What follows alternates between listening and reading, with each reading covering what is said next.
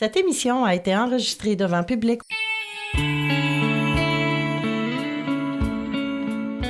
Bienvenue à l'émission Un jour à la fois, en compagnie de Luc et son équipe.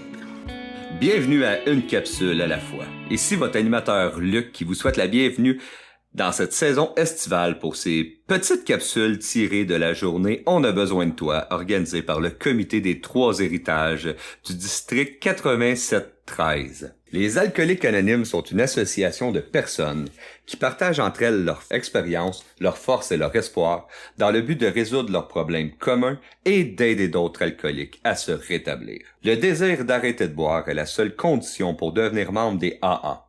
Les AA ne demandent ni cotisation ni droit d'entrée. Nous nous finançons par nos propres contributions. Les AA ne sont associés à aucune secte, confession religieuse ou politique, à aucun organisme ou établissement. Ils ne désirent s'engager dans aucune controverse. Ils n'endossent et ne contestent aucune cause. Notre but premier est de demeurer abstinent et d'aider d'autres alcooliques à le devenir.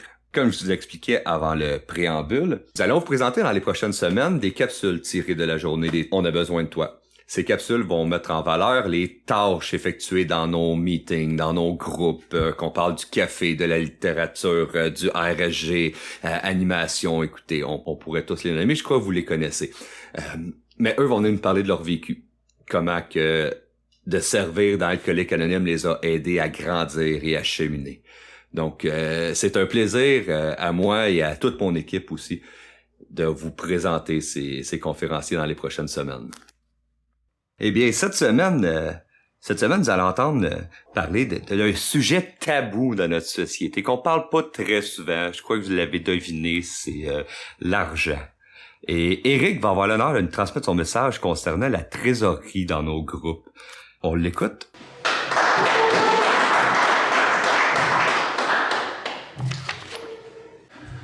Bonjour, mon nom est Eric et je suis un alcoolique. Avant de parler de la trésorerie, en fait, je vais faire peut-être une petite parenthèse sur le café. Je voudrais remercier à Marco d'avoir parlé de ce sujet-là. Le café, personnellement, ça a été une tâche qui m'a attaché au mouvement et qui m'a surtout gardé au mouvement. Si ça n'avait pas été de cette tâche-là que j'ai pris, je serais sûrement pas assis avec vous aujourd'hui. Et puis en même temps, je remercie la personne qui est au café lorsque je suis rentré pour la première fois dans une salle de réunion pour son accueil et pour avoir été en mesure de jauger son accueil parce que lorsque je suis arrivé dans une salle de meeting, j'étais un peu comme une marmotte qui venait de sortir de son trou. Ça n'aurait pas pris beaucoup pour que je rentre dans mon trou et que je quitte. Donc cette personne-là était gentille et accueillante. En fait, la trésorerie, c'était... même ça m'a pris, lorsque j'ai commencé dans le mouvement, un peu de temps à comprendre qu'est-ce que c'était. En fait, ma première réaction, ça a été « Mon Dieu, il y a une trésorerie, il y a un trésorier. » Et puis, j'étais dans un groupe où le trésorier occupait ce poste-là depuis plusieurs années. On sait qu'on essaie de céder justement le poste après quelques temps, histoire de garder une continuité puis de donner l'opportunité à une autre personne d'occuper ce type de poste-là. Et puis moi, la personne avec qui m'a accompagné justement dans le mouvement m'a offert le poste de trésorerie. Ben ma première question, ça a été mais en quoi ça consiste la trésorerie? Et puis il m'a dit, c'est la personne qui va gérer ou qui va s'occuper des finances ou des sous du groupe, mais qui va aussi s'occuper des achats. Ça peut varier d'un groupe à un autre, dépendamment de la grosseur du groupe ou ce que le groupe a à offrir, mis à part le café, mais il gère les achats. Déjà, en fait, c'est un poste qui peut parfois faire peur, dans le sens où je peux pas parler pour les autres, mais pour moi, dans ma vie d'alcoolique, la gestion de l'argent ou la relation avec l'argent était plus ou moins saine.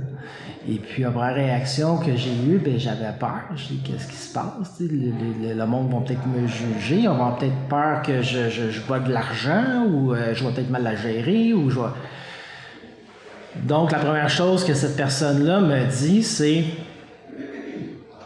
on va agir aisément, on va prendre notre gaz égal. Puis, une chose, un peu comme Marco le disait, ce membre-là m'a offert de m'accompagner dans mes premiers moments. Il dit, regarde, il dit, si tu veux, on va faire 2 mois ensemble. Puis ça m'a sécurisé. Ça m'a permis, il m'a un peu justement, j'ai vu que j'étais sur l'autoroute, puis ça m'a comme permis d'avoir un navigateur à côté de moi pour voir comment est-ce que j'allais pouvoir manœuvrer dans ça. Et puis ça m'a beaucoup aidé.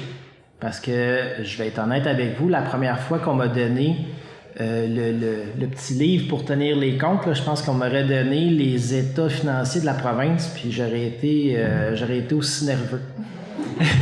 Donc, surtout quand j'ai vu les chiffres qu'il y avait dedans. Mais bon, non, je fais des blagues. Mais ça m'a appris, en fait, à me poser. Ça m'a, je dirais que de faire la trésorerie, me réconcilier avec la relation que je pouvais avoir avec l'argent aussi, ça m'a aidé. Ça m'a aidé. Je voyais aussi que le poste de trésorier permettait de contribuer à la survie d'un groupe, autant de par ses membres, autant que par toutes les personnes, que la personne au café, que la personne qui va animer durant le mois. Ben, le rôle du trésorier, c'est vraiment de s'assurer que le groupe a les moyens de survivre et de continuer.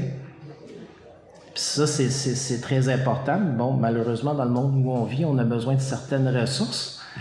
Mais ça m'a aussi appris, via la gestion de l'argent que l'on faisait, de voir aussi, d'avoir en perspective comment le mouvement fonctionnait.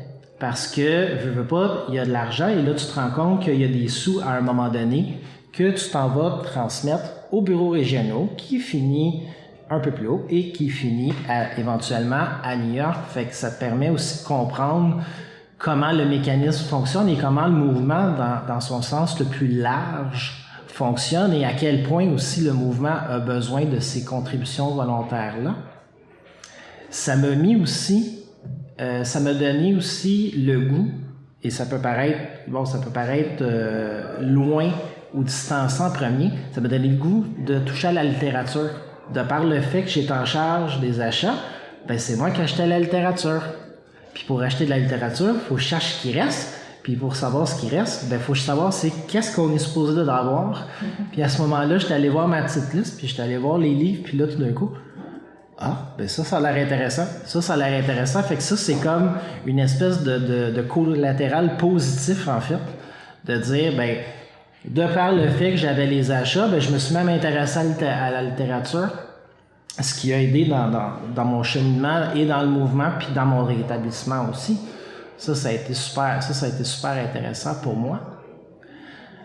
Par la suite aussi, ça te permet, comme plein de postes dans les services, de t'aider au niveau de ton assiduité ou de rester, je dirais, on va appeler ça une assiduité de rétablissement, c'est-à-dire que je pense que c'est un peu comme un ancrage parce que ça te permet de rester dans le mouvement parce que pour moi, c'est un peu facile de dire, bon, à soir, j'irai pas faire un meeting parce que je suis fatigué ou parce que peu importe, ou ça a été rough à la job, ou de dire, d'avoir une responsabilité, ben ça va faire, OK, j'ai quelque chose à faire, il y a des gens qui aimeraient ça que je sois là, donc je vais m'assurer d'être là. Donc ça l'aide beaucoup. Et comme plein de postes, justement, ça te permet de te rattacher non seulement à un groupe, mais te rattacher à ton propre rétablissement par la suite. Et puis, ça te permet aussi de connaître vraiment quand on est dans un service aussi, on peut faire partie d'une conscience de groupe. Ça te permet de t'attacher à certains membres ou d'avoir peut-être une proximité que tu n'aurais pas normalement si tu t'assois dans une salle de meeting avec certaines personnes. Et Dieu merci, parce que ces gens-là que j'ai connus m'ont permis justement de me guider des fois dans le bon chemin ou de me ramener dans le bon chemin. J'ai toujours l'image d'un espèce de cerf-volant qui est dans les airs. Là. Fait que des fois, quand le cerf-volant partait un petit peu trop dans les airs, ben, j'avais quelqu'un pour tirer sa petite corde pour me ramener vers le bas. Et puis, ça a été le même principe avec la responsabilité quand je parle de ramener, d'avoir cette parce que je pense qu'on prend tout ça sans devenir incroyablement rigide.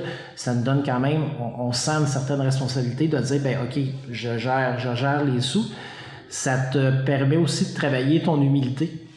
De te ramener aux choses concrètes et réelles de la chose. Fait que pour quelqu'un comme moi qui souffrait d'une inflammation de l'ego, là, ça te permet ça te permet de te désinflammer l'ego assez rapidement.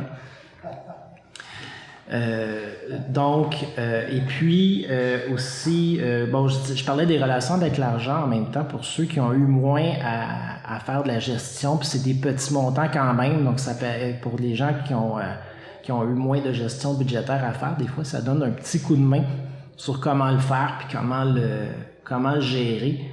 Puis à un moment donné aussi, oui, les tâches sont le fun, mais j'avais aussi j'avais hâte de pouvoir transmettre ce que moi j'avais appris à quelqu'un d'autre.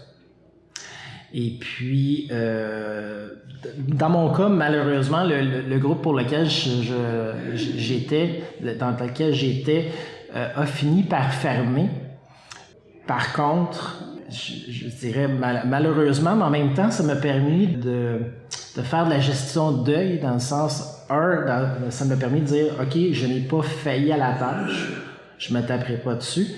Puis en même temps, je me suis dit que ce qu'on avait comme argent a été retransmis aux autres groupes. Donc ce groupe-là vit à travers 3, 4, 5, 10, 15 groupes ou un bureau régional par la suite. Donc ça a été incroyable.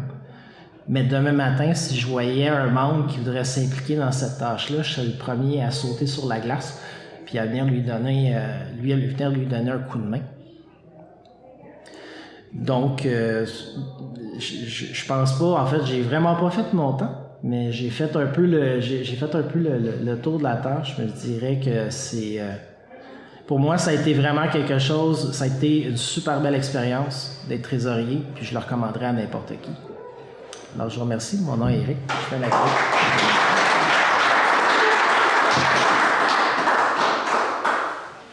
Merci, Eric, de nous avoir décrit cette belle tâche parfois méconnue, des fois plutôt dans l'ombre, étant nécessaire à la survie de nos groupes. Donc, merci, chers auditeurs, d'avoir écouté attentivement et d'être au rendez-vous à une capsule à la fois. Ici votre animateur Luc qui vous dit bonne semaine, bon 24, à la semaine prochaine.